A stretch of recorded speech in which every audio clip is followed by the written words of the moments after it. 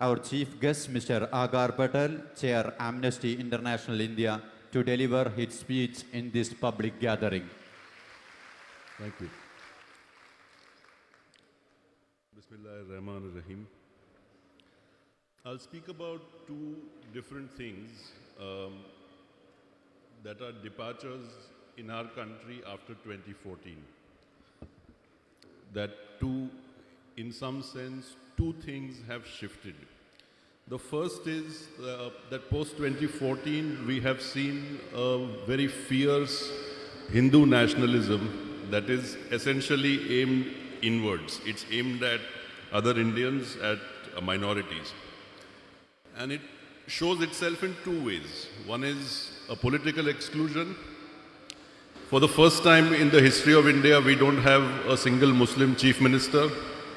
In 15 states in India, there is no Muslim minister at all. In 10 states in India, there is one Muslim minister, normally given the minority affairs portfolio. The Hindu newspaper did a survey of 1,000 BJP MLAs across the country in 2016.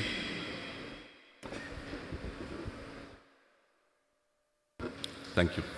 Of those 1,000 MLAs, at that point, 4 were Muslims. Today, my count is that there is only one, the Deputy Speaker in Assam.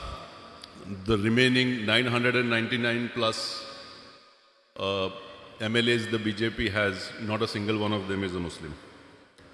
There is no particular ideological framework within which this exclusion is happening. The BJP is the largest party in this country. It is not operating on any specific framework like a Maududist framework that they tried to apply in Pakistan. This is just exclusion for the sake of it.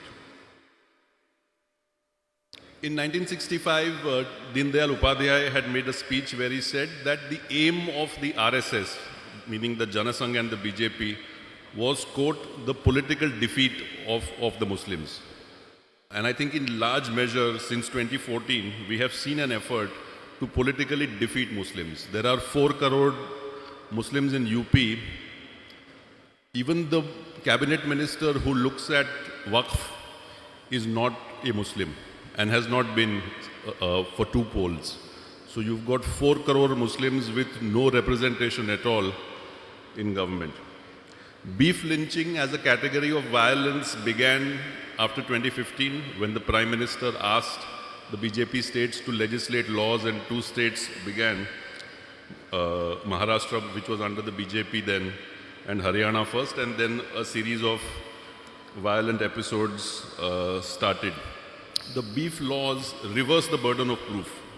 So in normal common law, if somebody is accused of murder, the state has to prove that the person has committed the crime. In the beef laws, the burden of proof is reversed. I'll give you an example of what that means. In Gujarat in 2019, a Muslim man was accused of serving beef at his daughter's wedding. The police could not prove that that meat was beef.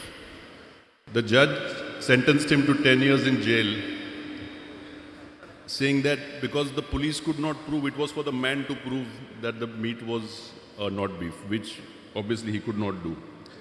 That sentence was later reversed by the High Court, but this is where the judiciary is.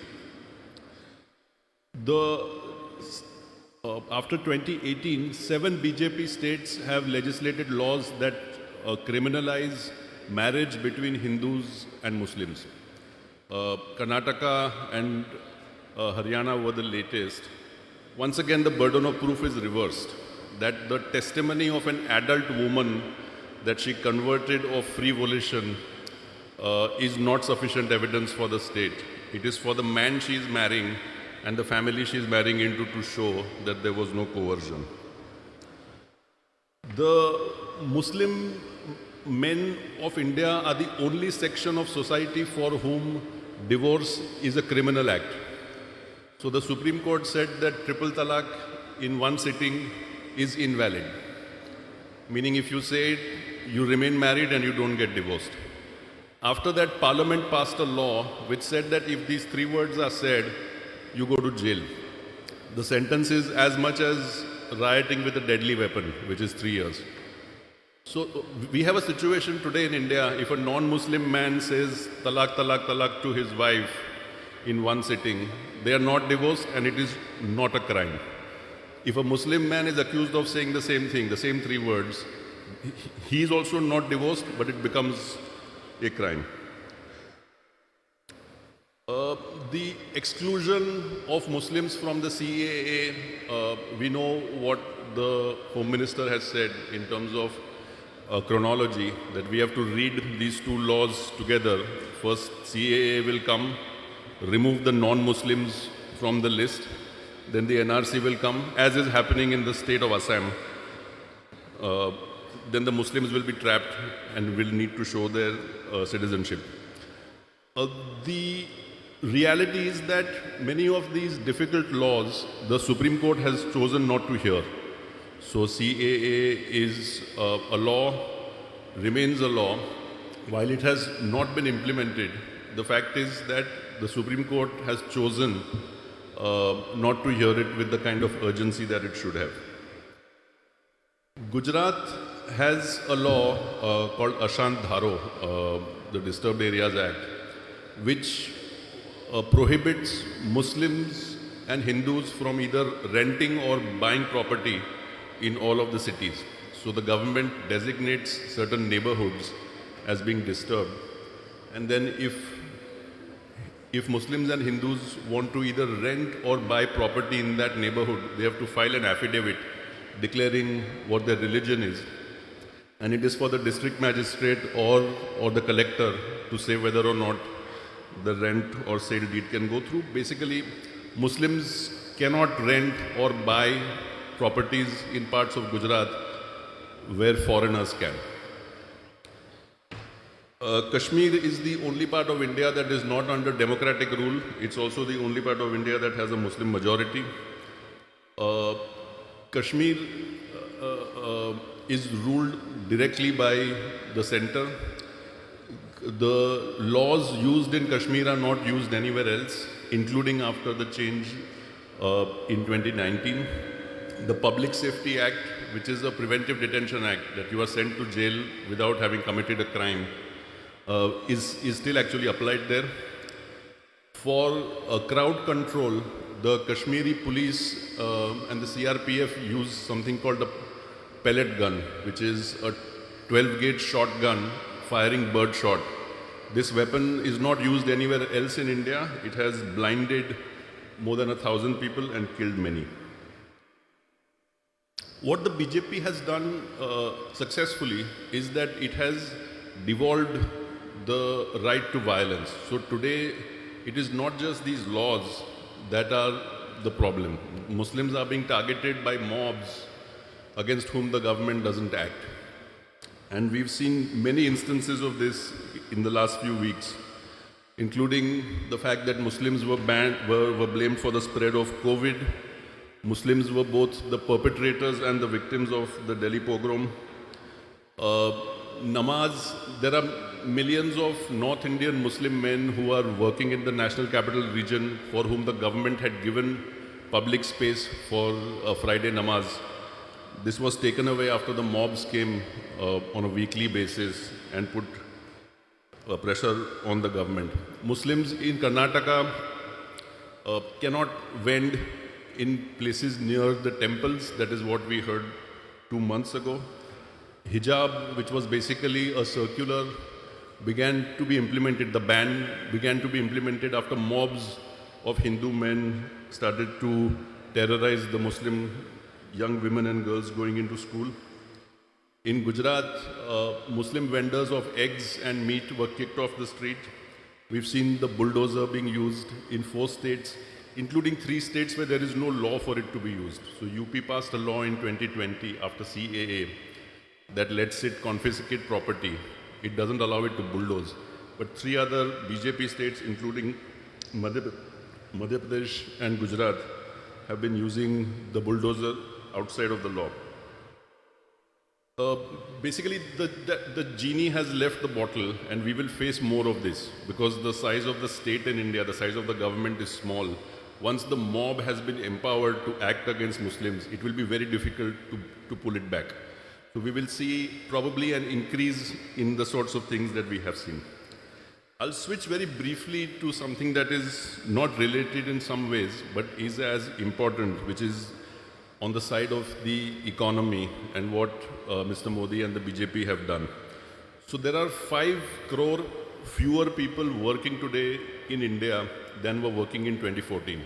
In 2014, 45 crore Indians had work. Today, only 40 crore Indians have work. This is government data. About 11 crore more people came into the workforce. They came in of the age of more than 15 in the 8 years since. So not only have we not been able to add jobs, not only have we not been able to keep the jobs we had, we've lost the jobs that we had in 2014. The labor force participation rate in India, which is that part of the population that is 15 years or more of age that is working, is the lowest in India in South Asia. It was lower than in Afghanistan before the Taliban took over. It's lower than Pakistan, lower than Bangladesh.